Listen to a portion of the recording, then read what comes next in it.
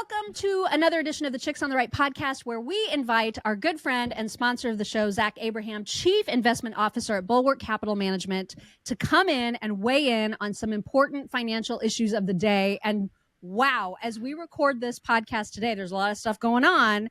And by the time we get done with this recording, we got to talk, first of all, about Jerome Powell earlier this week and interest rates. You know, this is a personal issue for me. I'm going to be doing a mortgage later this year. You promised me, Zach, the interest rates were going to come down. And then we got Powell coming out and saying, hold everything. What are they coming down or what? Oh, well, yeah. So that's not really what he said. So what he said was he's not hiking at this meeting. But most importantly, what he said is he's still expected to cut 3 times this year. Okay, 3 times? 3 times. Okay, so which would probably correlate, and it's no exact science because the way they get to a 30-year mortgage rate is pretty complicated. But I think in your mind, you can sit there and go, if they cut 3 times, which is 75 basis points, so that would take the Fed funds rate from 5.5 to 4.75. I would think that would drop a 30-year mortgage somewhere between 1% to 1.5%. That's fine. So that's fine. Yeah, if we're sub 6, right? It feels painful because we came from 2.75 is what my house is. Totally. And I just sold it, and so we're going to be eating at a larger interest rate as well.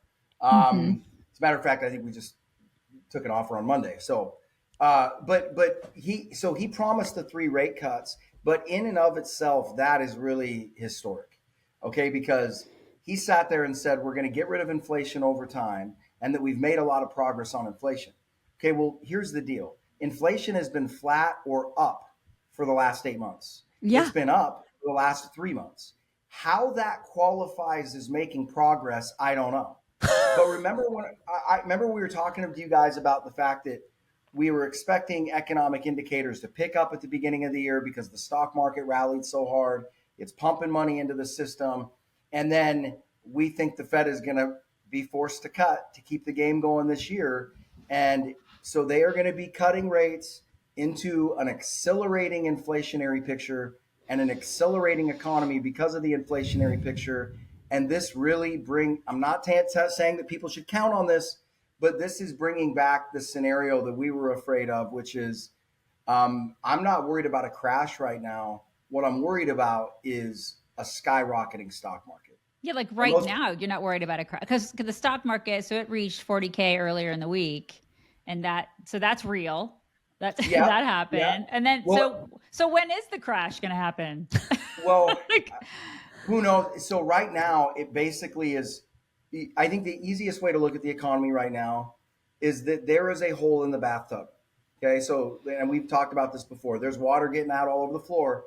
But you've got a really high flow faucet and they just keep cranking that bad boy up. So the water level's staying pat, right? So everybody's like, everything's fine. It's a great analogy. Yeah. So we came up with that because they never fix any problems. The answer is just print more money, right? So we're not going to patch up the bathtub. We're just going to get a higher flow faucet. Right. So, and that's literally what we're doing. And so you're going to be cutting rates into an environment where you've got 3.8% unemployment, which is full employment. You've got rising inflation. You've got houses at record in affordability, and you have stock markets approaching 30 times earnings and hitting new record highs. And you're going to cut rates into that environment.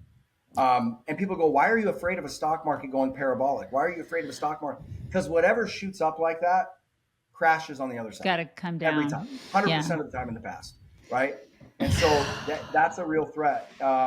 But hey, this is where risk management comes in, because on the more sanguine side of it, if you're not an idiot and you're not getting too exposed to risk, there's going to be a lot of money to be made over the next year to year and a half to 2 years. And it's not for the right reasons, but they're pumping so much money into this system right now. And now they're going to cut rates on top of it. It's really hard to imagine a scenario where anything goes down.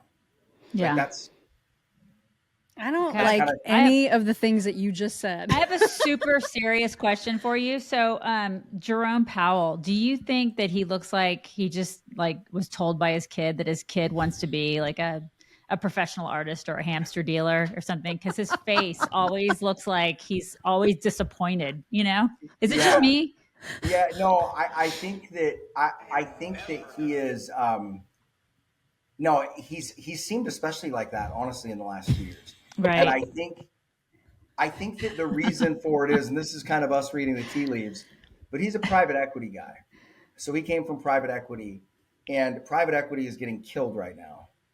And because private equity is not the stock market, it like people actually have to go in and spend hard dollars on those companies, right? And so interest rates really matter.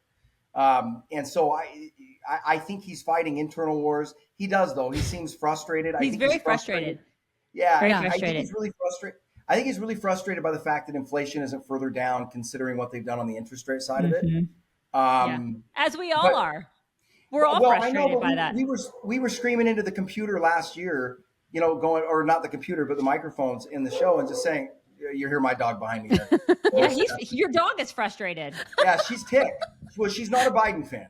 So yeah, she hears me no talk dogs about, are. No dogs are Biden fans. No, and she hates the Fed, right? I totally love it. It is getting crazy out there, and I think the thing that's really scary about this environment is it's going to seem really exciting. It's going to suck a lot of people in, but it sets up a really nasty situation. So yeah, well, and this great is news. The kind of stuff. Yeah, great, exactly. This is the kind of stuff that we can always count on you to break down for us, and you do this on the regular for people who listen into your own show. How can people find it? Yeah, so just Google Know Your Risk Radio podcast. We do a daily 15 to 25 minute summation of everything important that happened in the economy or the markets, and then we do a 1 hour radio show every week. And then we do an interview. This week is really interesting. We're interviewing a really well-known, really sharp young guy that he's a short seller. So he bets against what he thinks are fraudulent companies. And he's got a really good track record. And he's releasing his new short bet. And so we're gonna have him on the show, and he's gonna walk us through it. So awesome. That's awesome. Pretty interesting. Cool. Yeah. Well, thank you, Zach. We'll see you again in a couple weeks. All right, ladies. We wish Ella Dog the best. Hope she continues her recovery, and we'll see you next week. Thank you.